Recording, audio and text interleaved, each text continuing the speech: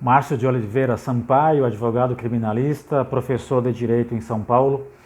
Olha, peço para você se inscrever no nosso canal, apertar o sininho, dê o seu like, comente, fique à vontade para nos ajudar a divulgar o nosso trabalho. Olha, no direito, isso é consolidado que o Poder Judiciário, quando se depara com um problema, um processo, um pedido formulado por qualquer cidadão brasileiro, o Judiciário não pode se recusar a negar a prestação jurisdicional, seja por qualquer tipo de argumento, que não há lei, que a lei não se aplica àquele caso, ou que o processo é muito difícil, ou o pedido não é cabível, enfim, chegando o pedido até diante do juiz, ou do tribunal, ou de tribunais superiores, a autoridade judiciária ela é obrigada a decidir. Isso é inquestionável. Seja negando o pedido, seja concedendo o pedido. Mas a decisão judicial tem que ser prolatada, de qualquer jeito, com lei ou sem lei. Acontece que, em algumas vezes, os pedidos eles são muito complexos, são muito difíceis. E geralmente esses pedidos chegam até o Supremo Tribunal Federal, que é o Tribunal Constitucional Brasileiro, a instância máxima do Poder Judiciário brasileiro. Acima do Supremo Tribunal Federal não há qualquer outra possibilidade de recurso. Então o Supremo Tribunal dá a última palavra, ou certa ou errada, mas é o Supremo Tribunal Federal quem decide por último. Se decidir errado, vai dar a decisão errada por último, né? Mas ele tem a prerrogativa de decidir por último em matéria constitucional. Pois muito bem.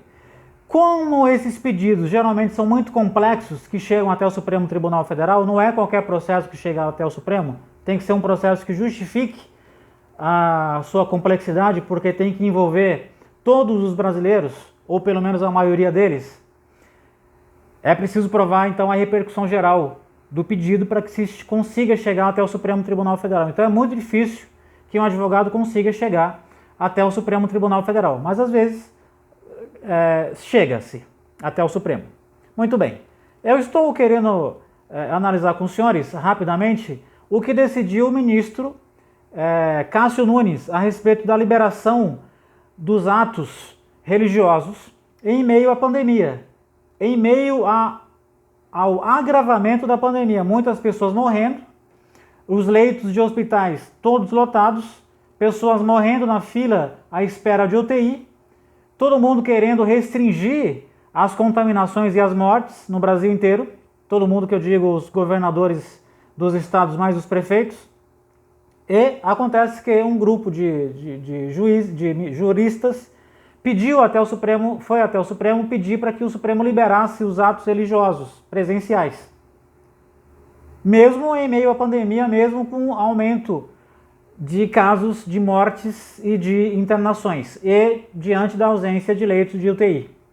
O que fez o ministro Cássio Nunes numa liminar? Ele viu que estava presente ali a liberdade religiosa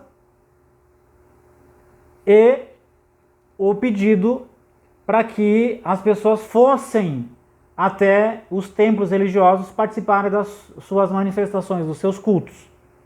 Mas havia também ali dois outros princípios básicos, que é o direito à saúde e o direito à vida, num aparente conflito com o direito à liberdade religiosas.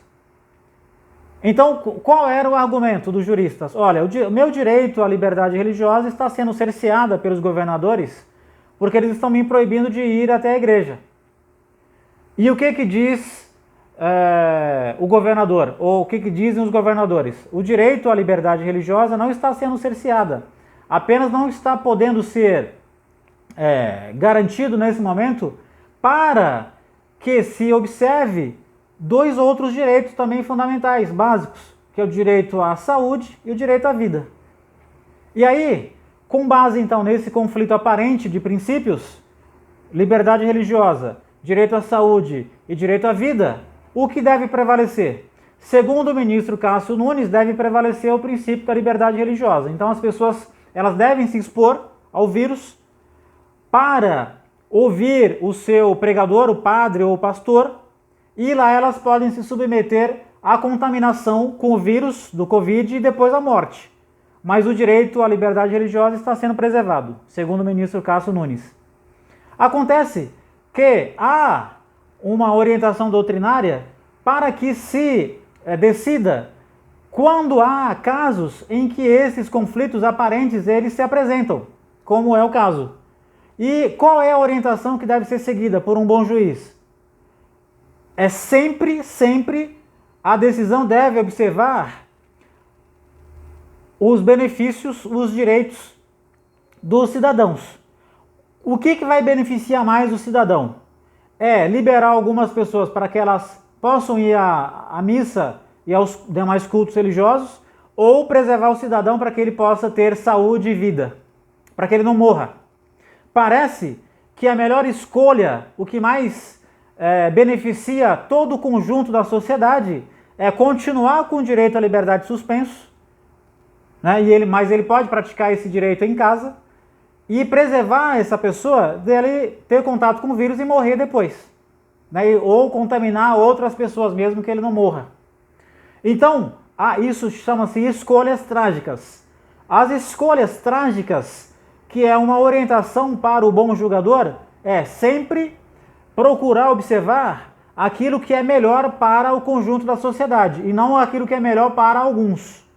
Foi isso que faltou, essa informação, ou esse conhecimento, faltou ao ministro Cássio Nunes, porque me parece que ele fez uma escolha para que não afrontasse a sua decisão àquele que o indicou para o Supremo Tribunal Federal, que quer que todos sejam contaminados e que boa parte da população morra. Então, falhou a decisão do ministro do Supremo Tribunal Federal e preservou direitos de uma minoria em detrimento do direito da maioria. Então, faltou a ele o conhecimento dessa doutrina das escolhas trágicas e faltou também sensibilidade para o membro do Supremo Tribunal Federal. Um forte abraço, nos veremos no próximo vídeo. Se inscreva no canal.